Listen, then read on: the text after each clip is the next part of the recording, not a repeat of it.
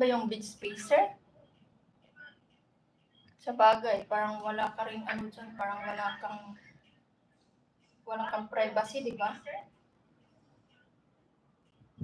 Siguro, di ko man din kasi na-try yung ganyan. Siguro, dikit-dikit ba yan? Tabi-tabi yung mga bed.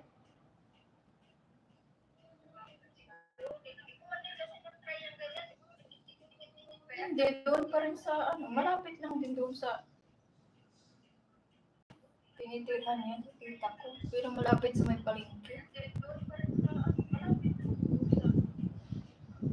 Oo, pagka ganun siguro, walang privacy. Ang baga parang may tama ka lang matulugan.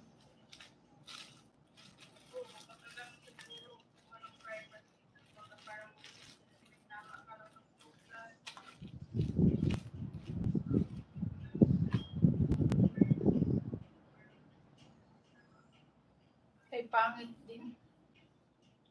Pangit pagkagayon kasi syempre pag may mga gamit ka, wala kang privacy, wala kang panatag yung loob mo na hindi mo wala.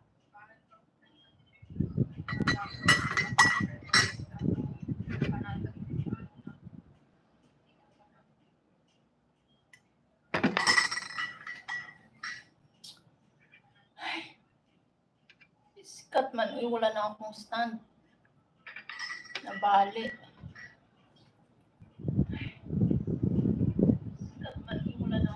Ay, naku! Hindi na ako natutulog sa lugar na yan. Tagal na. Halos hindi na ako pupunta doon eh. Parang sinumpay. Oo nga.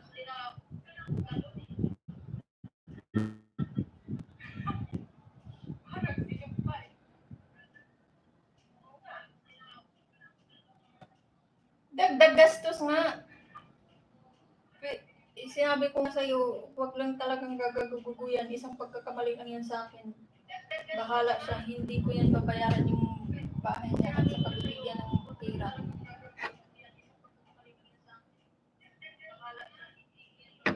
Yung katigasan ng ulo niya. Kasi yan yung gusto niya eh, yung walang mangialam sa kanya, hindi siya mapagsabihan. Tingnan natin.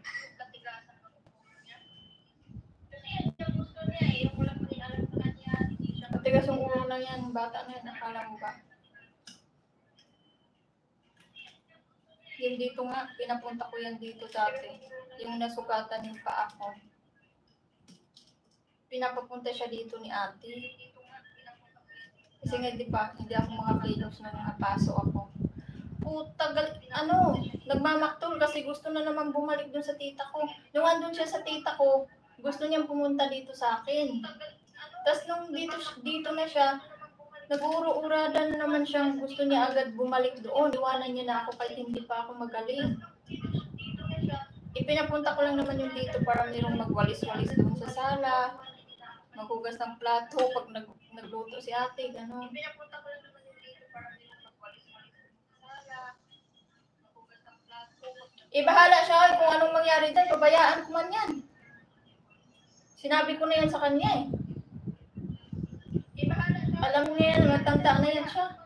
Hindi na yan bata. Sinabi ko na yan sa kanya eh. Alam mo na yan, matanda na yan siya. Hindi na yan bata. Ano mangyari dyan simba ko? Gago yan o what? Bahala nga siya. Pabayaan ko yan. Ano mangyari dyan simba ko? Gago yan o what? Bahala nga siya. Hindi na daw siya bata. Sabi niya. Matanda na daw siya. Hindi na daw siya bata. Kaya nga ayaw niya yung pagsabihan siya eh. Matanda na daw siya. Anong inaasahan? Sinabi ko na sa kanya, huwag ka lang talagang gago-gago. Isang beses ko lang malaman na saan-saan ka pumupunta. Tapos ano-ano ka nang sumasama-sama ka. Halimbawa simba ko ano-ano ka nang lalaki dyan. Sulugin mo.